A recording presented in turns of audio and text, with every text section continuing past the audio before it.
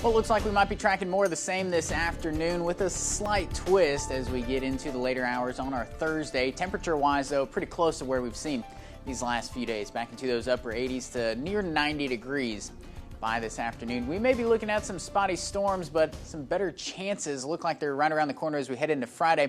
This is a look at the setup. This is what's left of Laura as it continues to make that eastward turn.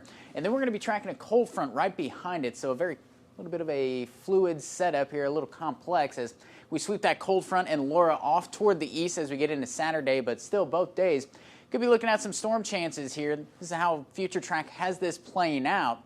Could see one or two of those spotty storms later on today, but again, coverage very isolated.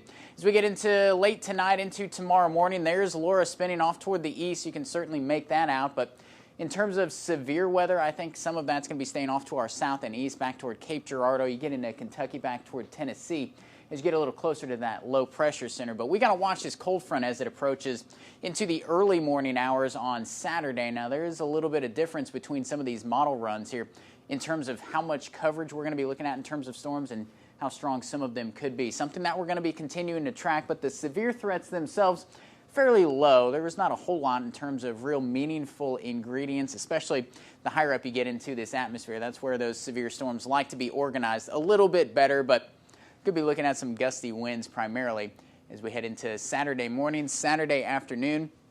I think we'll see some of that humidity starting to slip on out of here, but it's going to be a fairly brief break because by the time Sunday starts rolling around, it's actually going to be lifting back north, that frontal boundary that works its way through as a warm front.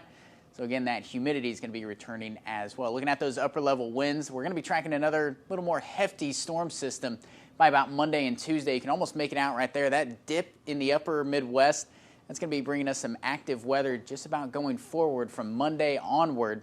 As we take a look at that ABC 17 Storm Track 7-day forecast, again, a little bit of a complex one here as we get into these next couple of days. In terms of some of those storm chances, I think we can manage to salvage this weekend if you've got any of those outdoor plans, but I want to stick with us here as we continue to track this system, especially as we get through the day on Saturday.